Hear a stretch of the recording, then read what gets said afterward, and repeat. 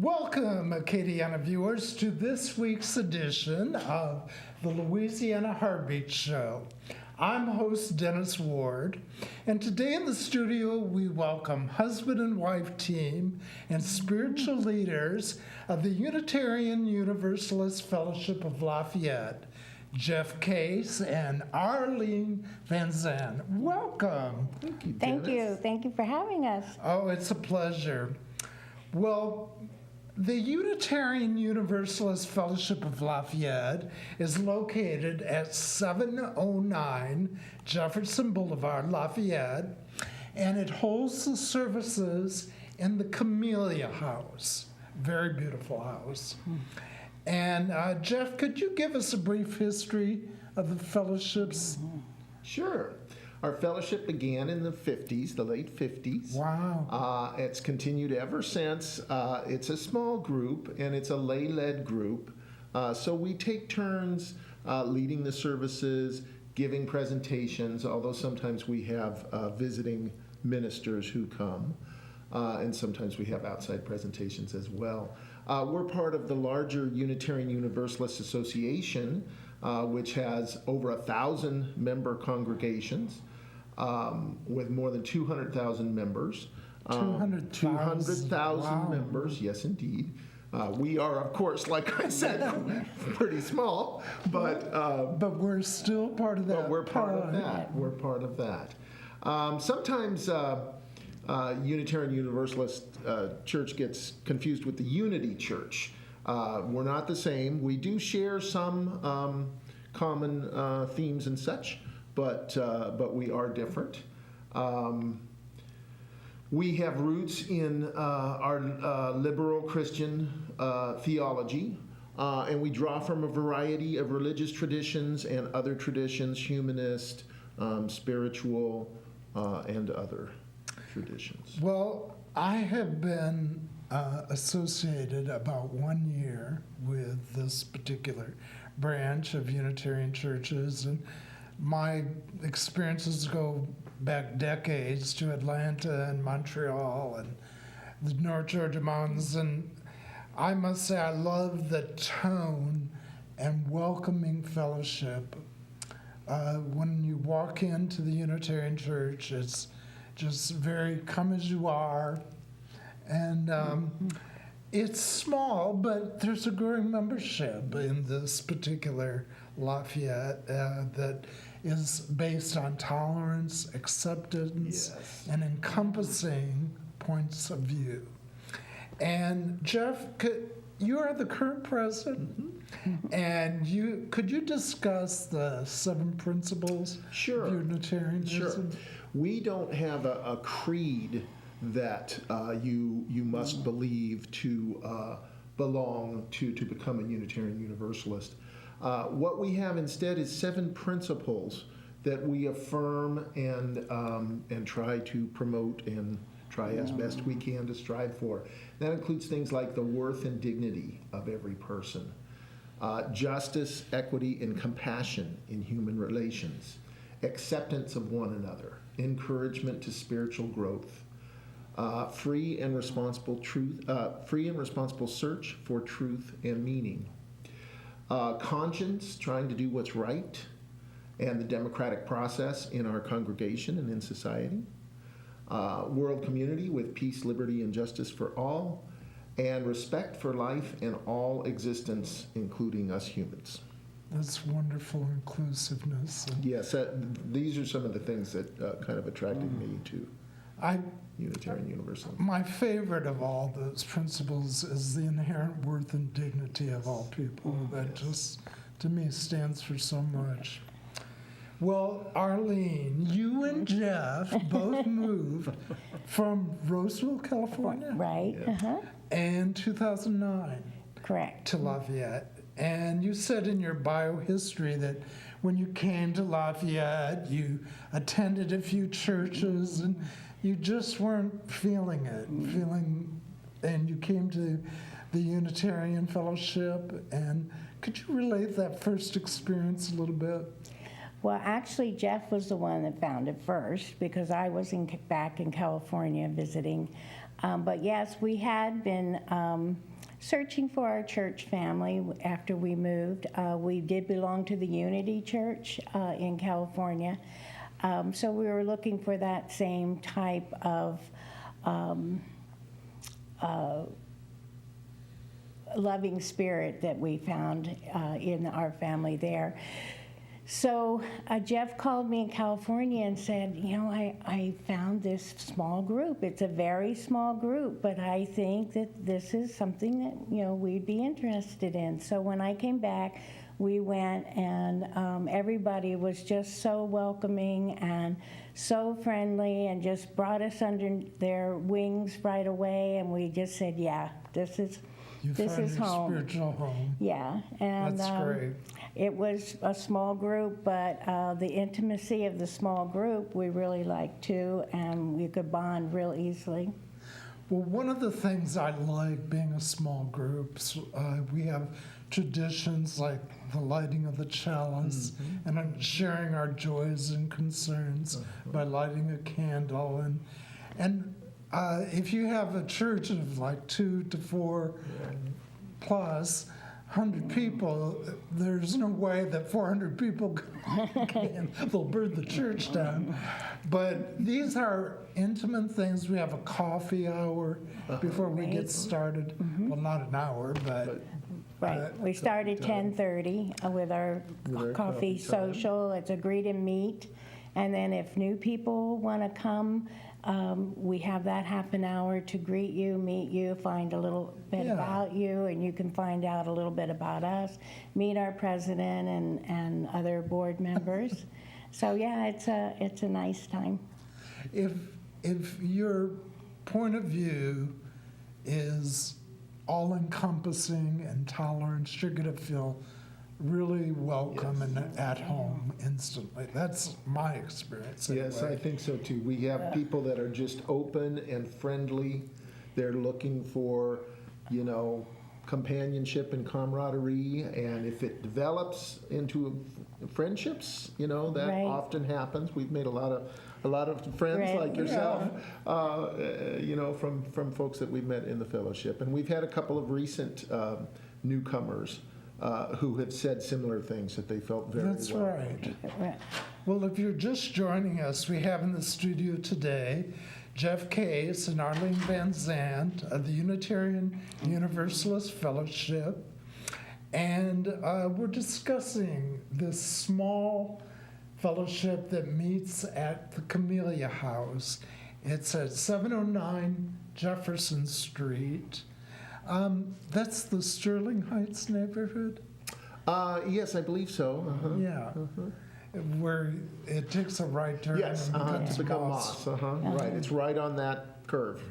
Well, Jeff, you're a talented fellow in many veins, and IT manager at Iberia Bank, but you have a special talent of music and a long career as a musician. Yes, I do. That's true. And I think you have just added so much to the services by leading them with music. And could you discuss some of the themes of the music you've integrated into our services and how they've uplifted the people and brought back good memories? And Well, yeah, those are things, exactly things that I try to do. I look for songs including hymns and popular songs from the 60s through the decades on up to even today. And I try to find songs that in some way tie into the topic of the presentation that we have that Sunday. We also have monthly themes that we try to fit our talks into. Sometimes there's exceptions to that, but and I also try to find songs that fit into our 7 principles somehow. Okay. Maybe they have a bit of a spiritual, tone to them, or in the lyrics, or maybe they are kind of about acceptance or something like that. One or the other of our many great principles. Didn't you do Jeremiah was a bold fire? Yes, we did that once. Now that was was not fun. exactly a spiritual song. That was just for fun. Right. But yeah, we do quite a It variety. was maybe Jeremiah from the Bible. Right. No, not really. Okay. But we've done songs like Man in the Mirror and Let It Be, True Colors, Peace Train, What If God Was One of Us, things like that. And some of our, I want to Imagine. mention a few of our upcoming themes. Yes, Imagine's a great one, a great example of a popular song. that fits What's in. fun is knowing the words from our generation. Right. Right. Well, Arlene, you're chairman of the membership committee. Yes. And since you've been in that role, we've seen a significant increase Yes. in I'm membership. proud to say that's true. We've doubled our membership. That's great. And well, you have a special goal for the fellowship as far as religious education program. Yes, we are, right now, all we offer is babysitting services because we are so small. But what we'd like to do is develop a full religious education for our youth so that hopefully the younger generation will have an interest in coming and being part of our services, and then giving their children a more rounded religious education development, because Unitarians, we teach our children to learn to respect and accept people of all diversities, and that is our main focus. We teach them all of the various religions and cultures, and then as they grow and mature, they have a well-rounded education of all these different religions, and then they can pick and choose their own for what suits their soul, what suits their needs in the life that they prepared for themselves. So we're looking forward to that a lot, and we are in the process now of developing that program. Well, that is the wonderful thing that over the years, the decades I've been associated as a Unitarian, is learning so many of the faiths of different countries, different continents, India, the Baha'i Breath, just Hinduism, Buddhism. I mean, we don't have to believe that, but we Right. learn about their point of view. Right. We accept and bring in all beliefs. And we have people that attend our services that belong to the Catholic Church, and they still are members of that church, but they come to us to broaden their religious education and to learn. If we don't all intermix and interchange each other's thoughts and cultures, then we will be more accepting and we can all live in unity. Oh, I wish it would spread. Well, that's what we want to try and do. Well, Jeff, the fellowship has been recognized for its support for many different local causes. Move the Mindset comes first to mind. And we are associated with ARF. Could you elaborate on Sure. some of the causes and Sure. organizations? Well, let me say first that Unitarian Universalism itself, many, not all, but many members are active in a number of causes. Things like the political, or things like the civil rights movement, the LGBTQ movement, rights movement, social justice things, feminist movements, other things like that. Historically, that's been true. There were Unitarian Universalist ministers as some of the first freedom riders back in the early 60s. At the Charlottesville rally last year, several Unitarian Universalist ministers played a key role in that. But locally, we have a number of members who are active in some of these local causes, like you mentioned, Move the Mindset, the ARF Animal Rescue Group, That's where we got our dog. Lily's beautiful. Little Lily. But we've also supported, or we've always supported charities, and lately that's been some of those, and the Tesh Project. We've also been involved in the Pride Festival, as you know. Yes. We've adopted a local family at Christmas time, things like that. Well, that is tremendous. I think that, that outreach in our community is very special. And we've had speakers that have come to the fellowship and explained further about their causes and the history, and that's all been just a great foundation to better know our community and put down roots of our Unitarianism, as small as we are.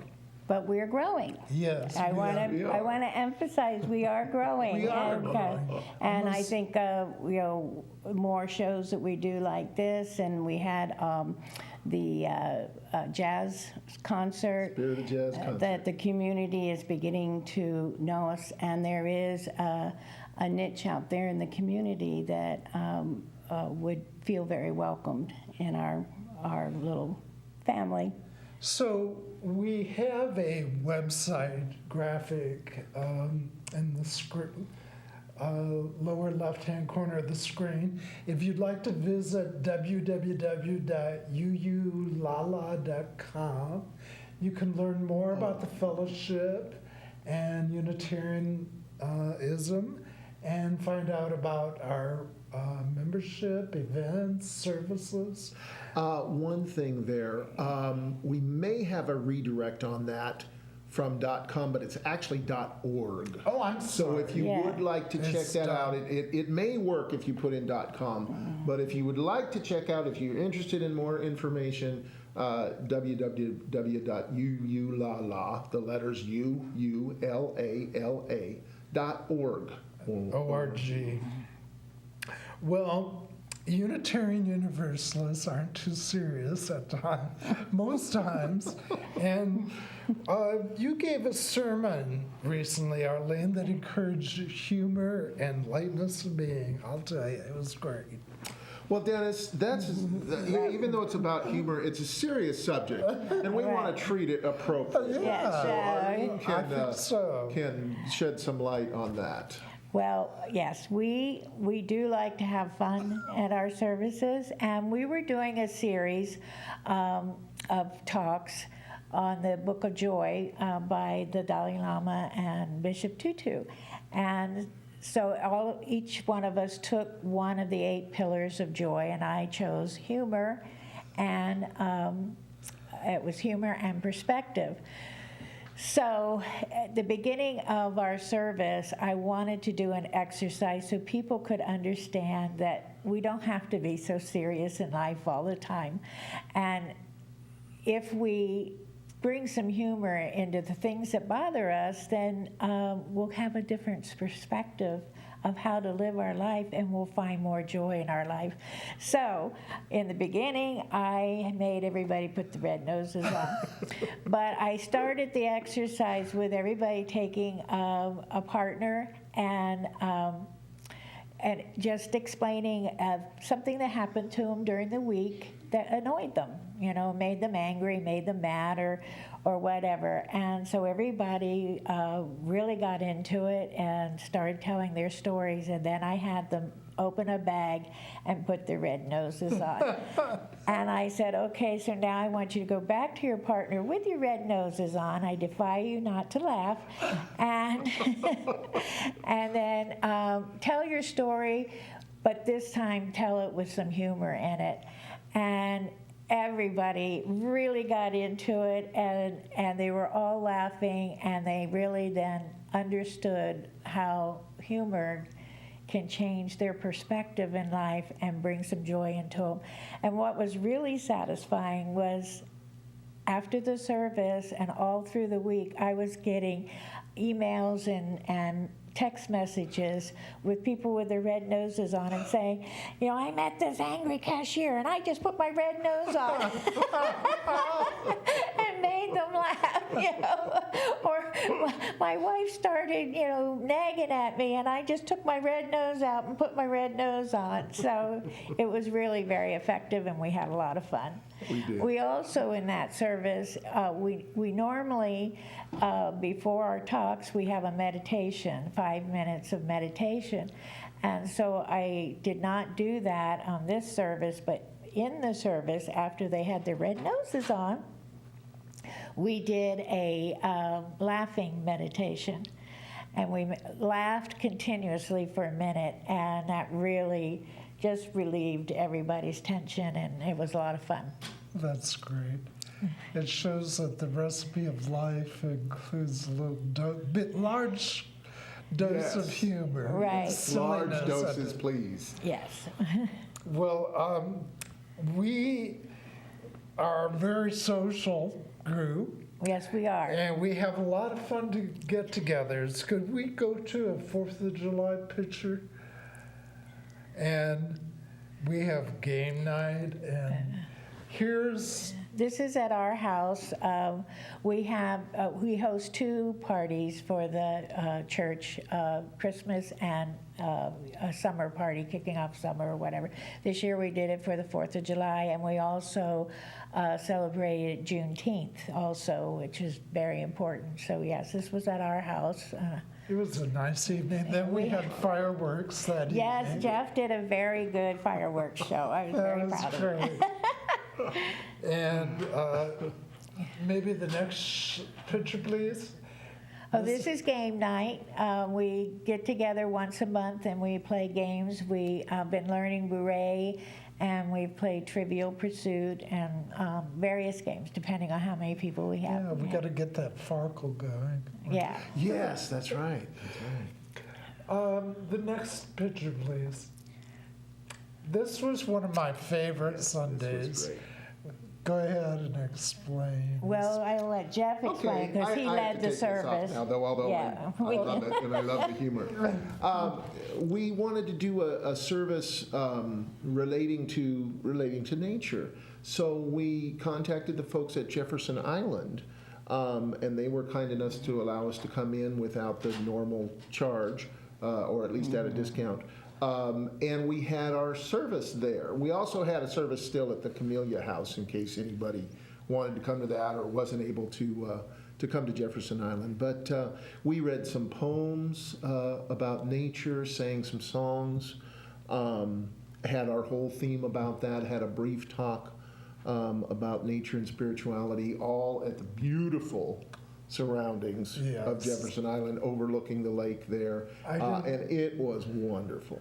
Don't know if anybody can see in the middle of this shot the peacock Right. and Yes. and the Rip Van Winkle Gardens Yes. are.